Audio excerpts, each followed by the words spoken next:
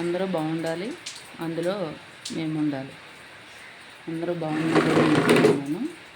ఈరోజు మా పెరటిలో గోడ అవతలన్నమాట మొత్తం కిడ్నీ ఆకు, కొండపిండాకు మా హస్బెండ్ చక్కగా విత్తనాలు అలా జల్లారు.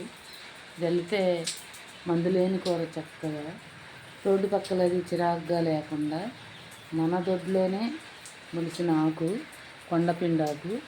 ఇది కిడ్నీ స్టోన్స్కి, నడుములో ఏమన్నా కిడ్నీలో తేడా ఉన్నా చక్కగా బాగా పనిచేస్తుంది. నడుము నొప్పి కూడా తగ్గుతాయి. ఇది వేపుడు చేసుకోవచ్చు, కారపొడి చేసుకోవచ్చు. ఈరోజు ఖాళీగా ఉన్నాను, పార్టీ కార్యక్రమానికి అది ఏమీ వెళ్ళలేదు. అందుకని చెప్పి ఈ కొండపిండాకు కోసి ఇక్కడ క్లీన్ చేద్దామని ప్రిపేర్ చేసుకుని కూర్చున్నాను. ఈరోజు క్లీన్ చేద్దాం.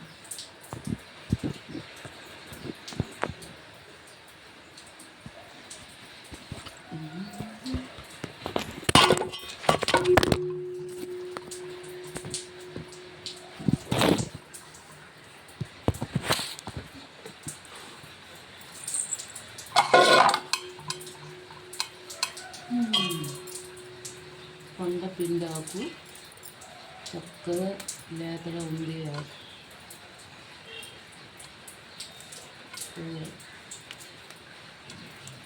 ఇలాంటి ఆకు మంచిగా చక్కగా ఉన్న ఆకు తొందరగా దొరకదు, పూత కూడా రాలేదు. పూత వచ్చిందంటే పూత కూడా పోయి ఆకు ముదిరిపోయినట్టు అలా అవుతుంది. అందుకని చెప్పి పూత రాకుండానే కోసేసాను. మొన్న నల్లేరు కాడ ఒకటి పెట్టాను ఆరోగ్యం కోసం. ఈరోజు ఈ ఆకు ప్రిపేర్ చేస్తున్నాను. కొండపిండాకు పప్పులో, పెసరపప్పులో వేసుకోవచ్చు. పచ్చడి కాదు, ఫ్రై చేసుకోవచ్చు. కారపొడి ప్రిపేర్ చేసుకోవచ్చు. స్టవ్లో కారపొడి కూడా వేరుగా దొరుకుతూనే ఉంటుంది.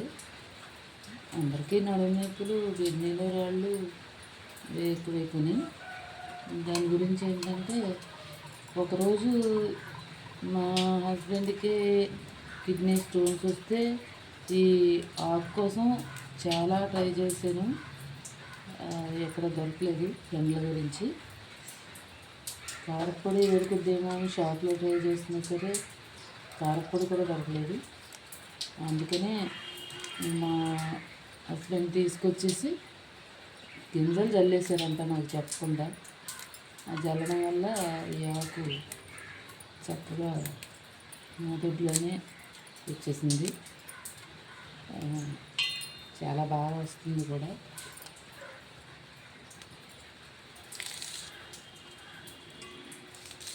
చక్కగా లేతగా ఉంది, నీట్గా ఉంది.